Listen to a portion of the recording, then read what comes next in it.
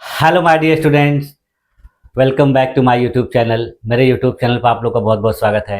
Dear student, आज की class में हम लोग बीए फिफ्थ सेमेस्टर के शिक्षा शास्त्र विषय का अध्ययन करेंगे। और फिफ्थ सेमेस्टर में मैंने सबसे पहले आप लोगों को पेपर वन का अध्ययन कराया था।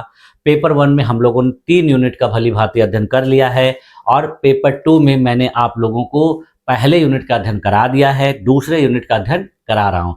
दूसरे यूनिट में हम लोगों ने इसके पिछली वाली जो क्लास में उससे संबंधित जो प्रारंभिक बातें थी उनको देखा था।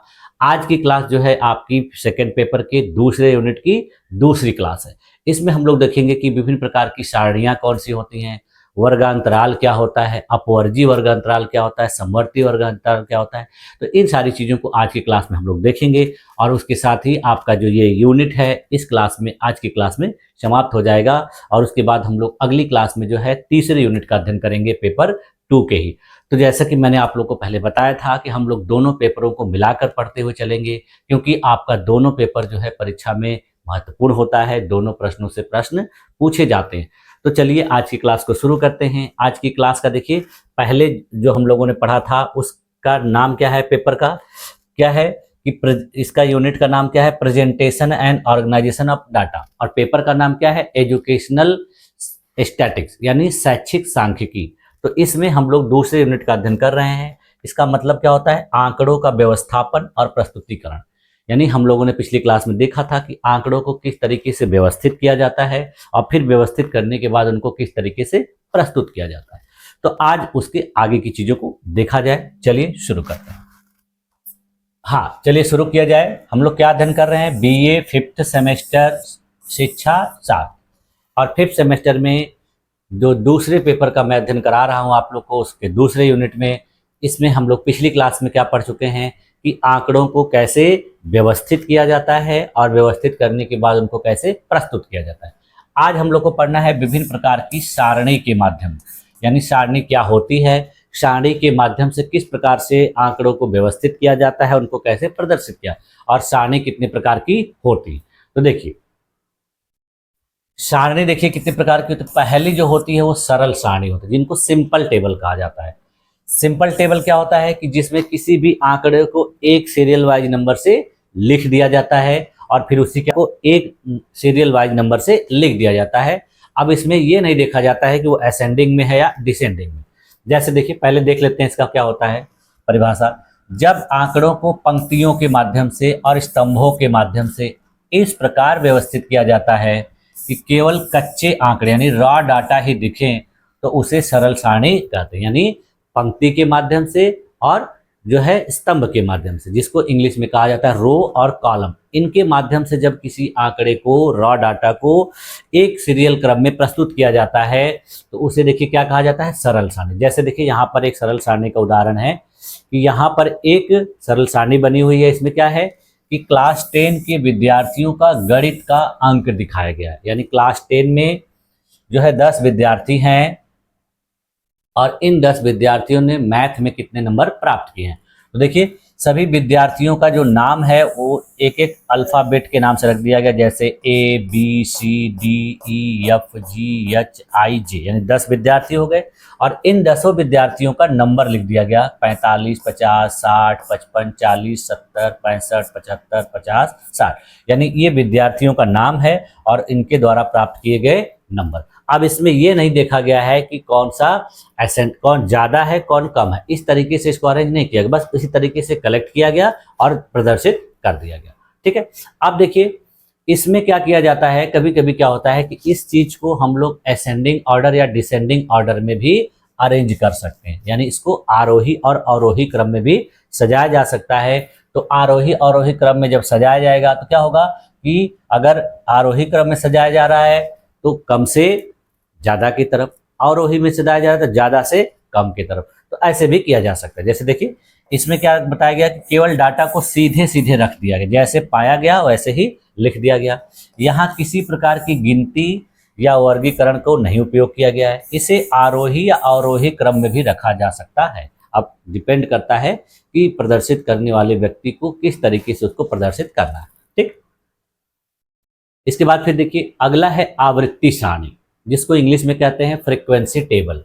देखिए आवृत्ति सारणी, फ्रीक्वेंसी टेबल, ये क्या होता है, इसकी परिभाषा देखिए जब किसी डाटा में किसी मान के बार बार आने की संख्या को गिना जाता है और उसे तालिका में दिखाया जाता है तो उसे आवृत्ति सारणी कहते हैं। यानी इसका मतलब क्या हो गया कि उसी प्रकार की सारणी को यहाँ भी प्रदर्शित किया जाएगा, बस यहाँ ये ध्यान रखा जाएगा कि जो नंबर रिपीट हो रहा है उसको बार बार लिखा न जाए, बल्कि उसको आवृत्ति के रूप में लिखा दिया। जैसे देखिए ऊपर ही जो मार्क्स दिया गया था उसी मार्क्स को यहाँ पर देखिए ये जो नंबर दिए गए हैं उन्हीं नंबर को यहाँ पर आवृत्ति सारणी में अरेंज किया गया है। और देखिए यहाँ पर आवृत्ति सारणी में अरेंज करने पर देखिए क्या आ रहा है कि जो विद्यार्थी 40 अंक पाए हैं वो देखिए कितना है, 1 है। एक विद्यार्थी जो है 45 अंक पाया है। 2 विद्यार्थी जो है 50 नंबर पाए हैं तो इसलिए इनकी आवृत्ति क्या है, 2 है। एक विद्यार्थी 55 नंबर पाया इसलिए इसकी आवृत्ति 1 है। 2 विद्यार्थी 60 नंबर पाए हैं इसलिए इनकी आवृत्ति 2 है। एक 65 पाया है, एक 70 पाया है और एक 75। यानी यहाँ पर 2 ऐसे विद्यार्थी हैं जिनका 50 नंबर है और 2 ऐसे विद्यार्थी हैं जिनका 60 नंबर, बाकी सभी लोग की आवृत्ति क्या है, 1 है। तो इस तरीके से देखिए इसको प्रदर्शित कर दिया गया। तो ये 2 नंबर को देखिए दोबारा लिखने की जरूरत नहीं पड़ी, बल्कि उसकी आवृत्ति के रूप में दिखा दिया गया। तो इससे क्या पता चल रहा है कि 2 विद्यार्थी ऐसे हैं जिन्होंने 50-50 नंबर पाया है, ठीक है, और 2 विद्यार्थी ऐसे हैं जिन्होंने 60-60 नंबर पाए। तो ये होता है आवृत्ति सारणी। देखिए यहाँ पर 50 और 60 2 बार आए हैं इसलिए उनकी आवृत्ति क्या है, 2। बाकी जो नंबर 1-1 बार हैं उनकी आवृत्ति 1। तो ये होती है आवृत्ति सारणी। तो इसी प्रकार से किसी भी डाटा को कलेक्ट किया जाता है तो वो डाटा जो है मैच करता रहता है, रिपीट करता रहता है, तो उसको इस तरीके से प्रदर्शित किया जाता है, ठीक। इसके बाद फिर देखिए आपका आवृत्ति वितरण होता है। यानी पहला क्या होगा, सरल सारणी, दूसरा क्या हो गया, आवृत्ति सारणी, और तीसरा क्या होता है, आवृत्ति वितरण। इसको कहा जाता है फ्रीक्वेंसी डिस्ट्रीब्यूशन। इसमें देखिए क्या होता है कि जब कच्चे आंकड़ों को वर्गांतराल यानी क्लास इंटरवल में बांटकर प्रत्येक वर्ग में कितनी संख्या आवृत्ति आती है उसे तालिका में दर्शाया जाए तो उसे आवृत्ति वितरण कहते हैं। अब देखिए इस परिभाषा को अच्छे तरीके से आपको समझ में कैसे आएगा, जब आप इसका उदाहरण देखेंगे। जैसे देखिए उदाहरण के लिए कि वही नंबर जो 10 बच्चों के थे उन्हीं नंबरों को फिर से लिया जा रहा है। ये नंबर देखिए क्या थे, 40, 45, 50, 55, 60, 60, 65, 70, 75, 50। तो ये इस प्रकार से नंबर हैं 10 विद्यार्थियों के। अब इनको क्या है कि वर्गांतराल के रूप में वितरित करना है, यानी फ्रीक्वेंसी डिस्ट्रीब्यूशन के रूप में अरेंज करना है। तो देखिए इसको कैसे अरेंज करेंगे। यहाँ पर देखिए क्या होता है कि एक लोअर एक अपर लिमिट मान ली जाती है और उसी के अंतर्गत नंबरों को अरेंज किया। जैसे देखिए यहाँ पहला लोअर और अपर लिमिट क्या माना गया कि 40 से 49 के बीच में कितने विद्यार्थी हैं उनको लिखा जाएगा पहले। जैसे देखिए यहाँ पर अब 40 से 49 के बीच में कितने विद्यार्थी हैं, 40, 45। उसके बाद फिर देखिए और कोई है नहीं है, यानी 40 से 49 के बीच में कितने विद्यार्थी हैं, 2। देखिए यहाँ 40 से 49 में कितने हैं, 2, यानी इनका वर्ग अंतराल या क्लास इंटरवल जो है वो कितना है, 40 से 49 के बीच में, और आवृत्ति कितनी है, 2। उसी प्रकार से अब देखेंगे कि 49 के बाद यानी अब 50 से 59 के बीच में, यानी 10-10 नंबर का जो है आवृत्ति वितरण देखा जाएगा, क्लास इंटरवल देखा जाएगा। तो इसमें देखिए 50 से 59 के बीच में, अब 50 से 59 के बीच में देखिए कितने लोग हैं, एक 50 है, एक 55 है, एक और 50, यानी 2 50 और एक 55, यानी 3 हो गए। तो देखिए 50 से 59 के बीच में कितने हैं, 3 हैं, तो इनकी आवृत्ति कितनी हो जाएगी, 3। उसी प्रकार देखिए अब 60 से 69 के बीच में, तो 60 से 69 के बीच में देखिए क्या है, 2 60 हैं और एक 65 है, तो इसका भी देखिए क्या हो जाएगा, आवृत्ति 3 हो जाएगी।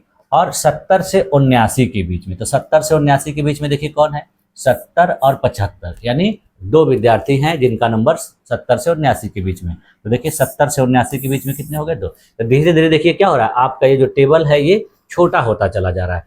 पहले जो था टेबल वो बड़ा था, उसको किसी तरीके से व्यवस्थित नहीं किया गया था, सीधे कच्चे रूप में लिख दिया गया। बाद में उसको व्यवस्थित किया गया आवृत्ति के आधार पर। देखिए उसमें क्या हो गया कि उसकी सारणी जो है छोटी हो गई, और यहाँ पर देखिए और भी छोटी हो गई। तो इस छोटी सारणी के माध्यम से भी उन्हीं चीज़ों को प्रदर्शित किया जा रहा है, और यहाँ पर इसको देखिए इस तरीके से दिखाया जा रहा है। तो जब इस तरीके से दिखाया जाता है तो उसको क्या कहा जाता है, आवृत्ति वितरण, ठीक। देखिए अब देखिए इससे क्या पता चलता है, इससे पता चलता है कि 2 विद्यार्थी ऐसे हैं जिनका नंबर जो है 40 से 49 अंक के बीच में है। 3 विद्यार्थी ऐसे हैं जिनका नंबर 50 से 59 अंक के बीच में है। 3 विद्यार्थी ऐसे हैं जिनका नंबर 60 से 69 अंक के बीच में है। और 2 विद्यार्थी ऐसे हैं जिनका नंबर 70 से 79 अंक के बीच में। तो इस तरीके से तालिका के माध्यम से विभिन्न प्रकार के आंकड़ों को प्रदर्शित किया जाता है। ठीक है, अब देखिए हम लोग देखते हैं इसको संक्षेप में, इनके बीच में अंतर यानी इनके बीच में डिफरेंस क्या होता है। तो देखिए पहले देखते हैं प्रकार के आधार पर सरल सारणी, आवृत्ति सारणी और आवृत्ति वितरण। तो इसमें देखिए विशेषता क्या होता है कि इसमें केवल कच्चे आंकड़े दिखाई देते हैं। उदाहरण के लिए देखिए जब भी हम लोगों ने 10 छात्रों के अंकों को लिया और उनको सीधे तरीके से लिख दिया। उसके बाद देखिए जो आवृत्ति सारणी होती है इसमें प्रत्येक अंक कितनी बार आया है यह दिखाया जाता है, यानी कोई भी नंबर जो है वो रिपीट कितनी बार हुआ है उसको दिखाया जाता है। जैसे देखिए 50 और 60 नंबर जो है 2-2 बार आए हैं, इसलिए इनको 2 बार रिपीट किया गया है। तीसरा जो है यहाँ अंकों को वर्ग अंतराल यानी ग्रुप्स में बांटकर आवृत्ति दिखाई जाती है, यानी इनको कई ग्रुप बना दिया जाता है और उसी के आधार पर इनकी आवृत्ति को बताया जाता है। जैसे यहाँ पर देखिए था 40 से 49, 50 से 59, तो इनकी आवृत्ति क्या थी 2 और 3। तो ये हो गया इसका उदाहरण। अब देखिए हम लोग आ जाते हैं वर्गांतराल पर, यानी वर्गांतराल के बारे में डिटेल में।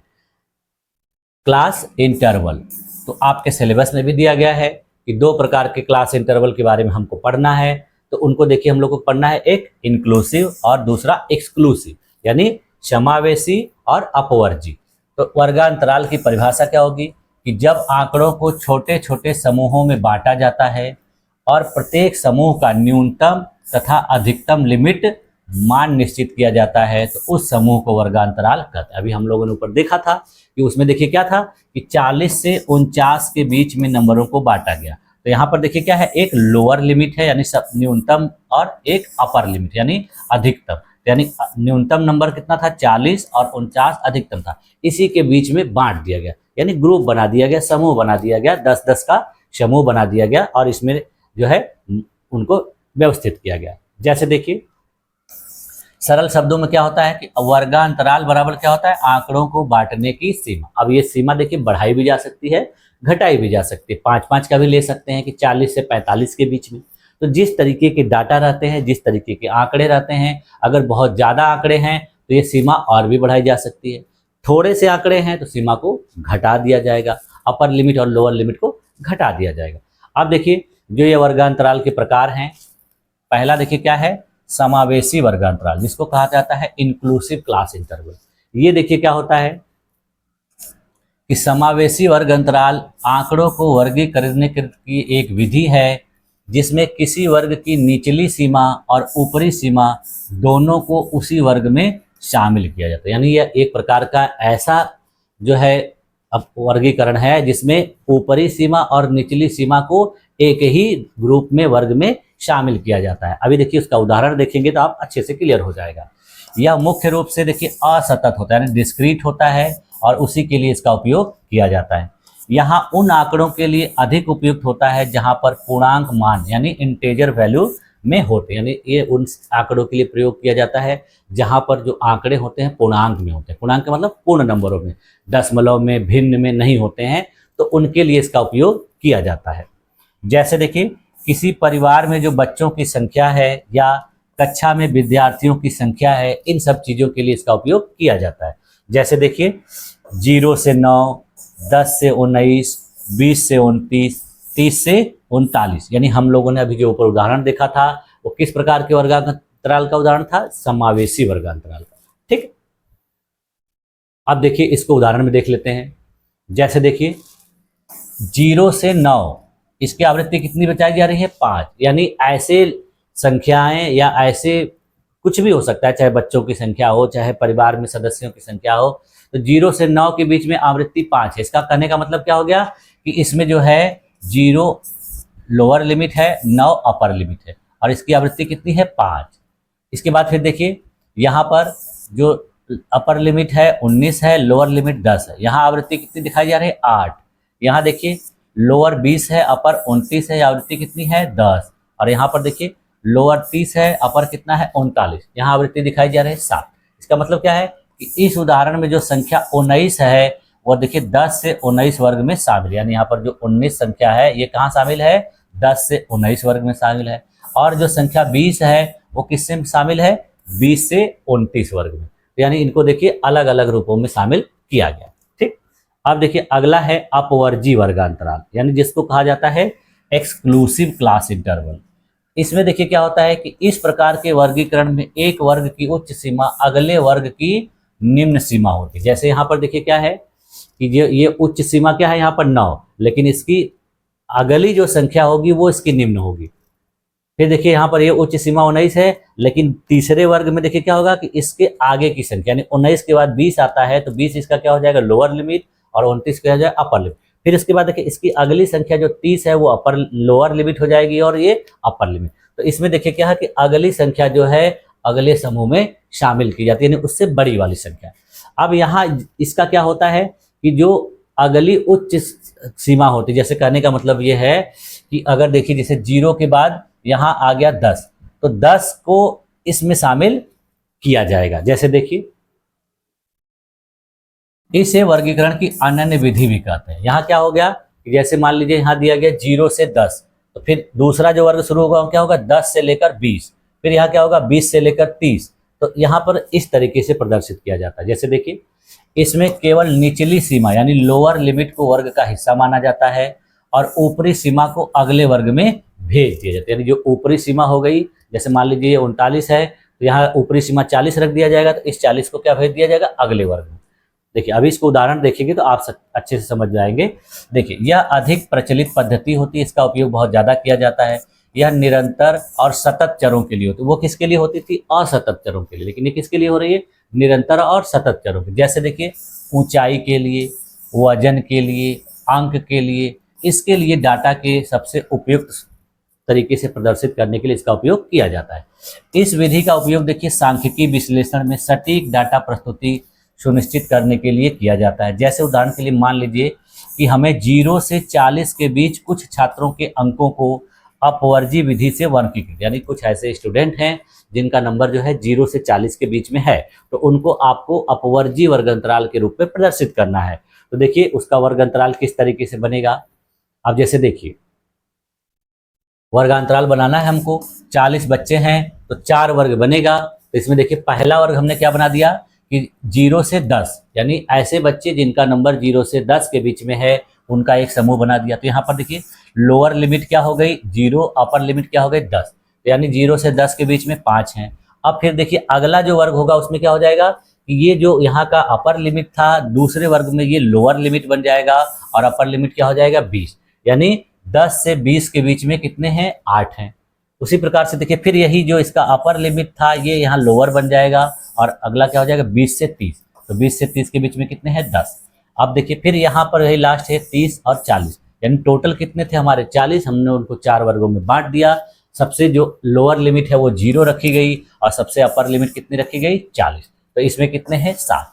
तो देखिए यहाँ जो 10 है, देखिए ये जो 10 है पहले वर्ग में नहीं आएगा बल्कि दूसरे वर्ग में 10 से 20 में इसको गिना जाएगा। यानी यहाँ पर जो बच्चे गिने जाएंगे उनको देखा जाएगा कि 0 से 10 के बीच में किसका नंबर है और 10 को इसमें काउंट किया जाएगा, यानी 10 से 20 के बीच में कितना नंबर है। उसी प्रकार यहाँ से 20 से 30 के बीच में कितना नंबर है और 30 से 40 के बीच में कितना नंबर। तो यानी ऊपरी सीमा जो है वो बाहर रखी जाती है। ठीक है, तो ये था हमारा अपवर्जी और जो है समावर्ती अंतराल। ठीक, आप देखिए इन दोनों के बीच में डिफरेंस देख लेते हैं, इनमें क्या अंतर है।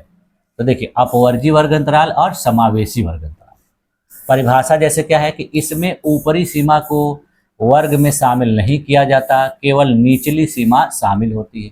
यहाँ देखिए क्या होता है, इसमें निचली और ऊपरी दोनों सीमाएं वर्ग में शामिल की जाती है। जैसे हम लोगों ने देखा 0 से 9, यहाँ क्या देखा कि 0 से 10 और फिर 10 से 20।